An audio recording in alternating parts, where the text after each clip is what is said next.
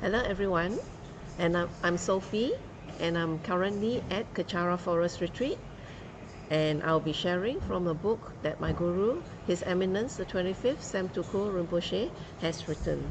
And this is the book that I'll be reading from, The Living Buddha Within, Sam Rinpoche. I'll be reading on from chapter 4 on karma and continuing from page 44, the last paragraph. Let me go to a picture of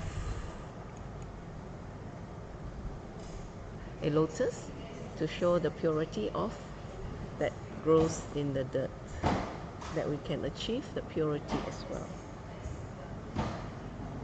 And so you must avoid it from the beginning. Therefore, the first action is to regret.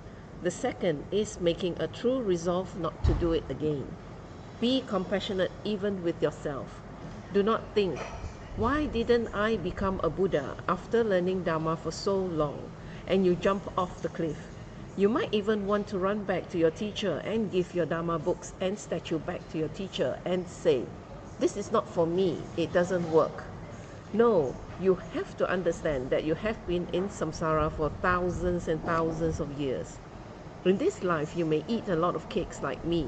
You may like cheesecakes and black forest cakes, and the minute you walk into the bakery, your heart starts to palpitate because you are excited. Every time you say, diet, diet, I will go on a diet. But if someone brings you a cheesecake out of love, you make up an excuse saying, oh, you're so kind. If I don't eat it, I will hurt your feelings. If I don't eat it, it goes to waste. It shows a lack of strength of character within you. I look at myself now, 50 kg heavier than when I was in 1992, and I have more health problems. If I go on this way, I will destroy my health. Forget about the physical appearance, which doesn't really matter. Health-wise, I destroy my precious human body.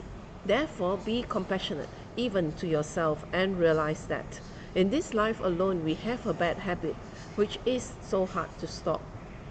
It is so hard to uproot it.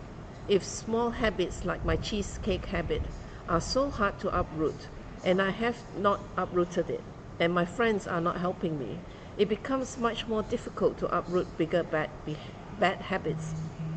It is so difficult just to control this small habit.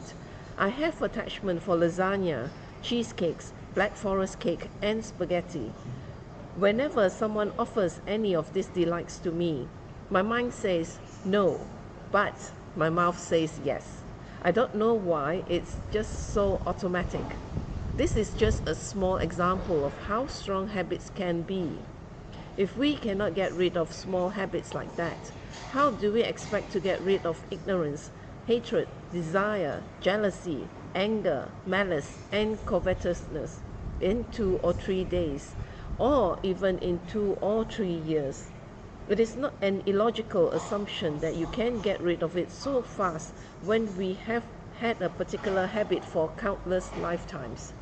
How can we expect to just get rid of it in 2 or 3 days? But with this attitude comes a sense of hopeless defeat. We give back our Dharma, our malas, and we go to our teachers, say goodbye, and we head off to the karaoke. No, you cannot change your habit of lifetimes just like that. Be compassionate with and forgive yourself. But do not be too forgiving because you will head towards the other extreme. Do not go to either of the extremes, but choose the middle way. If you realize that you shout 10 times a day like me, make it 9. With training, with effort and enthusiasm, and contemplation on the non-benefits of a negative habit, you will definitely be able to uproot and lessen it. I have been able to lessen my shouting for sure. I have many witnesses. I have also lessened my jealousies, my hatred, and my vengeance. When I was in America, if someone was unpleasant to me, I would not speak to him for months, not because I was trying to ignore him, but because I just did not like him. And so I avoided him. Now, because if someone does something unpleasant to me, I just ignore him for a few days, not out of hatred, but in order to let the both to let both the person and I simmer down. Then I contemplate with prayers and hope that in the future I can repair the situation in a way that the situation will not happen again. I do not fall into those traps so easily anymore, and it is not because I am a Rinpoche. I know I am a human being with a lot of faults as well as a lot of pluses. The aim here is to increase the pluses and to lessen the faults. I am always thankful that I have the Dharma to show me how, which is in this case Buddhist Dharma. The objective is to lessen those faults. By being compassionate and forgiving, and with time and patience with yourself and others, you can lessen those harmful actions. Make a promise not to do those actions again in the future. Gradually, you can reduce your outbursts. First, by reducing them to 8 times, then 7 and 6, and so on. It is fabulous even if you take 50 years to get rid of your anger. If you can reduce it gradually, you will never have anger again.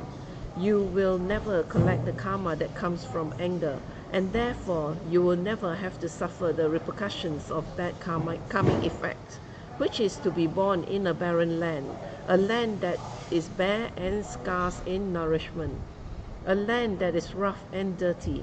Also, that removal of anger can be taken with you because the anger is from the mind, and when you die, you take that mind with you. Therefore, if you take your mind with you, in your next life, you start off one step ahead without anger. If you do not have anger, you can start to work on jealousy. Then in your next life after that, you work on another weaknesses and so on, until eventually, after you have eradicated all your weaknesses and bad habits, you come to reach enlightenment.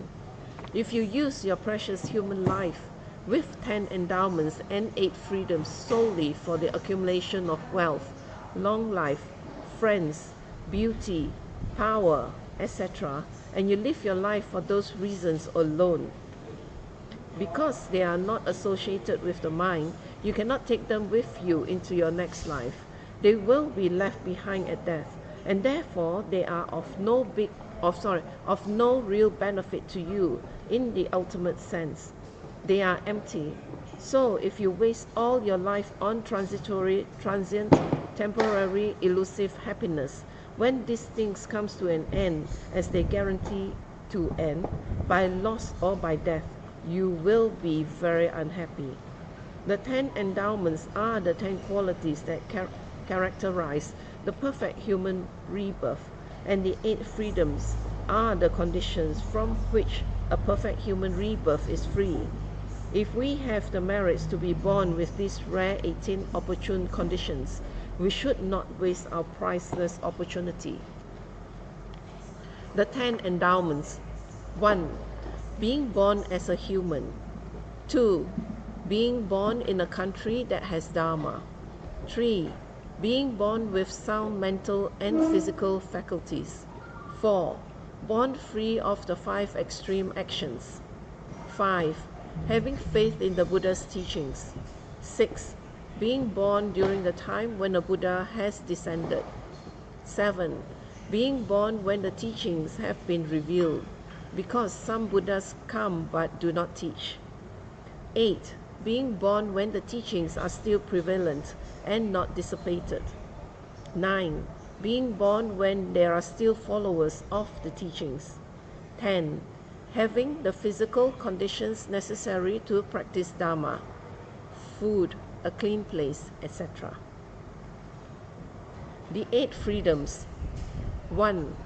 Not being born in a hell realm. 2. Not being born as a hungry ghost. 3. Not being born as an animal. 4. Not being born as a barbarian. 5. Not being born as a long-life god. 6. Not holding wrong views. 7. Not being born in the dark age where no Buddha has descended. 8. Not being born with defective physical and mental faculties. And with that, I will end my sharing for now. And thank you for sharing your time with me. And I'll end this sharing with a completion dedication in Tibetan. Chẳng cho sinh cho Rinpoche mà cái bản nam kỳ sĩ cái bản nam ba mẹ ba yang con đi con được bé wa shu cho ni cho Rinpoche mà cái bản nam kỳ sĩ cái bản nam ba mẹ ba yang con đi con được bé wa shu đã soi chuyện đi sang bằng cái wa đi dan dan wa gun nang ba dan je pa je sun lo sun tra pai tam ping in porin du sa se sho cái wa kun tu yan da la ma da tra me cho ki pa la long chong chi sa dam lang yi ya te ra zone do je sang yi ngo pa nga tu su cái wa đi yu du da la ma sang ge dri ne dri wa chi kya ma lu pa de sa la go pashu joki ka posonga pa josu nam pa pe wala ke ki samasi wadang joki malu sangwasho dadam songi dosundan drewa songi latini ke wala sandra pai tampa yo river yu shik ni modele sendele ni minganyane shi ni sentatu dele pa koncho songi jingi lo koncho songi ngoto so koncho songi tra si sho jesu lama kusen rapling ching nam country ni joju ke pada lo sam tempe dro me sam songi dro e musa tatu ni yu shi gang we rong we ko we shin kam den pen dan de wa ma lu gyu ne chan ren sit wan ten sing get so yi sha pe shi de ba du de gyu shi home tom pe ngo tro ma lo pa den de da la sa du so ko dan den pa long chok nam ke pa so shik shuk den sao. Thank you again for sharing your time with me, and I will see you in a while for my next sharing session.